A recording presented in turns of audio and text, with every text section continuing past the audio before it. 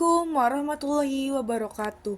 Perkenalkan, nama saya Nadia Febrina dari kelas 12 absen 25, ingin menjelaskan tentang rangkuman bab 1, sabar dalam menghadapi musibah dan ujian. Nah, Allah Subhanahu wa taala pasti akan memberikan ujian atau musibah kepada setiap makhluknya sesuai kemampuannya. Ujian atau musibah yang diturunkan oleh Allah Subhanahu wa taala kepada hambanya ditujukan untuk menguji keimanan mereka kepada Allah Subhanahu wa taala.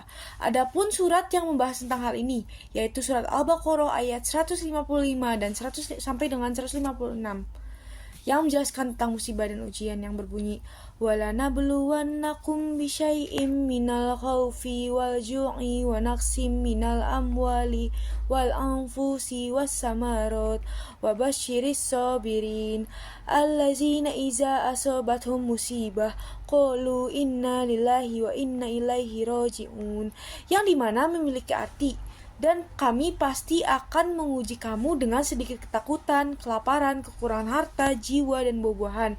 Dan sampaikanlah kabar gembira kepada orang-orang yang sabar, yaitu orang-orang yang apabila ditimpa musibah mereka berkata, Inna lillahi wa inna ilaihi raji'un. Sesungguhnya kami milik Allah dan kepadanya lah kami kembali.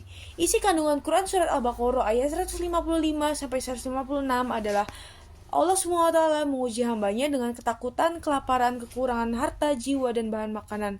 Lalu, umat Islam diperintahkan untuk mengucapkan Inna lillahi wa inna ilaihi raji'un ketika ditimpa musibah.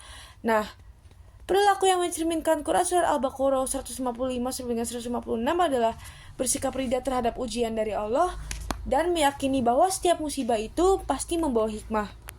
Nah, lalu ada surat yang kedua yang membahas tentang ujian, yaitu Quran surat Ibrahim ayat 9 yang berbunyi Alam ya'tikum naba'ul lazina min qablikum qaumin nuhi wa 'adi was samud wal lazina min ba'dihim la ya'lamuhum illallah ja'atuhum rusuluhum bil bayyinati faraddu aydiyahum fi afwahihim wa qalu inna kafarna bima ursiltum bihi wa inna lafi syakim mimma tad'unana ilaihi murib.